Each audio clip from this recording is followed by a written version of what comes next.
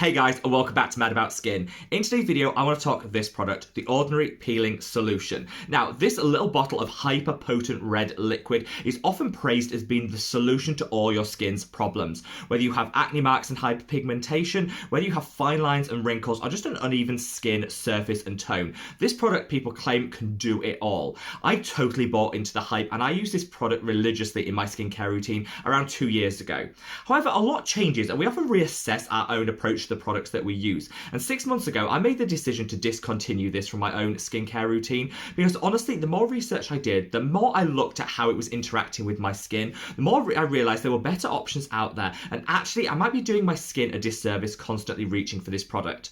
I want to share this information with you in today's video so you, the consumer, can make an informed decision on the acid exfoliators that you want to reach for and whether this product is actually the one that's right for you. Let's delve beneath the hype and talk all things the Ordinary Peeling Solution. Now, before we delve into this, and that was a really long intro, so I do apologise for that, I do just want to caveat one thing quickly, and that's to say that all skincare is unique to you, your skin type, your budget, your ethical considerations, and if this product is your ding ding ding holy grail, continue to use it. Here on Mad About Skin, I'm all about giving you the information to allow you to make an informed decision. I'm not here to tell you what that decision should be, and so if this is working wonders for your skin and helping you to achieve your skin goals, keep on using it, because honestly, that's what a true holy grail is. Just promise me that you'll sound off in the comment section below with your thoughts, feelings, and opinions towards this product, and whilst you're down there, you'll give this video a big thumbs up and a like, because honestly, it supports me and the channel so much, and I would love you forever. But in true Mad About Skin style, let's cut the waffle and just delve straight on in. And the first and foremost, the reason I wanted to talk about this now is because the hype has resurfaced. If you look back to when this launched around 3 years ago, the hype was intense, and then it kind of bubbled along. Lots of people were fangirling about it, myself included, and about 6 months ago, like I said, I decided to discontinue it from my routine for reasons that I'm going to come on to. I didn't feel like I needed to make a song and dance or an announcement about that. I was happy to just let it slip. Until around a month ago, I noticed the hype started to explode once again. Allegedly, after this went out of stock, Cult Beauty had 150,000 people on their waitlist waiting to get their hands on it when it was back in stock. Similarly, the hashtag related to this product on TikTok has had 10 million clicks in the last month alone. That's like mind-blowing. So clearly the hype is back when it comes to this product, and so I wanted to sit down and film this video to just really ask people to think twice before they reach for it. The reasons I discontinued it from my own routine is honestly, I wasn't getting the results that I thought I was going to get from it. I used this and I thought, yes, this did give a really nice temporary boost to the skin, extra luminosity. I definitely felt that my skin was smoother having used it. But using it in the long term, I realised actually I wasn't getting the vibrancy I wanted out of my skin. It wasn't really helping my glow game. Now, glow isn't something that everybody wants, but it was something that I really wanted for my skincare routine and was one of my skin goals. I then switched to lactic acid, which is a much more gentle exfoliator, and got the results within like 3 weeks, literally like that. And I thought, okay, so really when it comes down to it, stronger isn't always better when it comes to concentrations. Now, this is something I think the Korean skincare market actually taught us. Gentle, used over a longer period of time, can actually give better results than a really high strength exfoliator used in one go.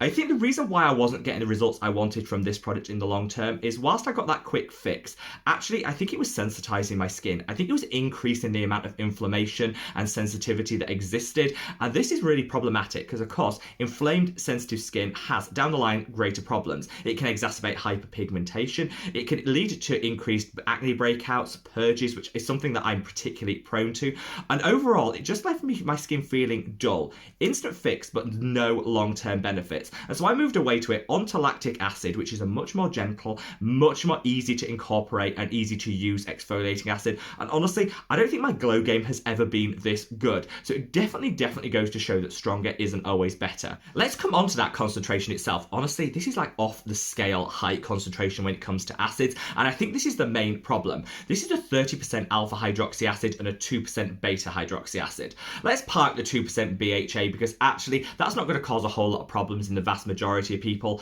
That's a fairly standard concentration. It's that 30% alpha hydroxy acid that is really the problem, and this is why I think a lot of people should think long and hard before they reach for this product.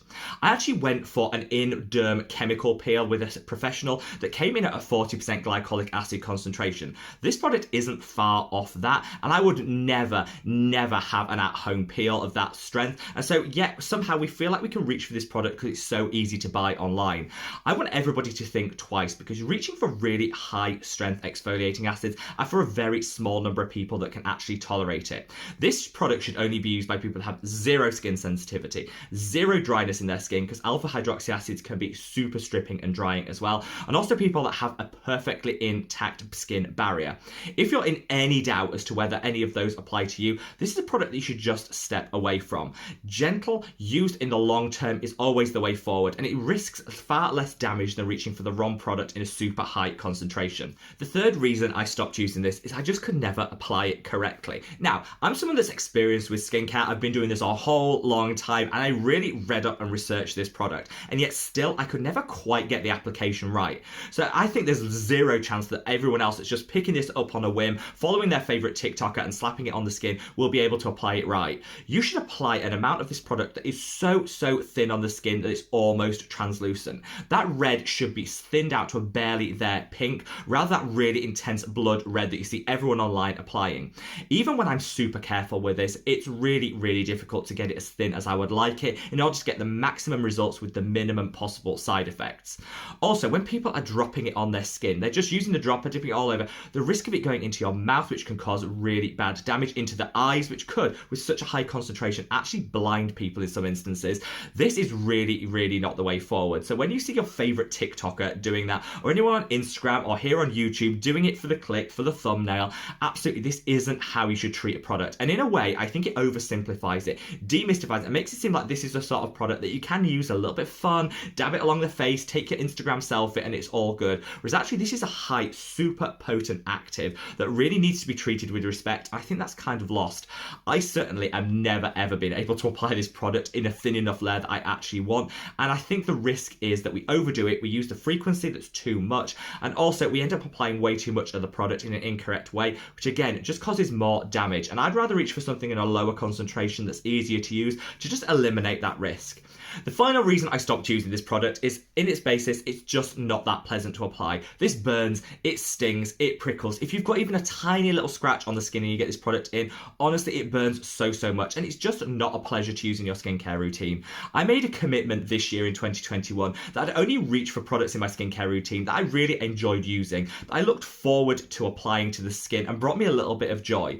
This is because there's so much choice out there on the market. I think we can really hone in our skincare routine to deliver an entire collection of products that really just bring us happiness and make our skincare routine more about just servicing the skin on our face, but also actually part of our well-being. Make us feel happy, be a great way to either uplift us in the morning or calm and chill us in the evening. This did none of that, whereas actually the lactic acid that I was using felt really good on the skin. It applied smoothly, nicely. I got those instant results in terms of plumping and brightness, and I didn't have to go through the process of having this on the skin which tingled, prickled, burned, and it's really a sign that it probably wasn't that applicable for my skin type in the first place. I let this go around 6 months ago, and honestly, I've never looked back. My glow game has been stronger now than it ever has. As someone that's suffered with adult acne, acne scars and acne marks all the way through my life, honestly, trust me, you will get the same great results from using something gentle like a lactic acid, and I've left some of my favourites in the description box below. You might just have to wait a little bit longer, but that's so worth it, because by avoiding some of the inflammation, the sensitivity and the redness, your skin is going to be healthier. It's going to be better to fight for you day in, day out. You're less likely to see future scarring and hyperpigmentation, and you'll still get that gorgeous, smooth and even skin tone that we all crave. I think skincare is a marathon, never a sprint. This is a sprinter's dream because it gets there really quick, but in the long term, it's always the marathon that pays dividends, and I want to see us all kind of transform our mindset when it comes to skincare to think of our goals in the long term.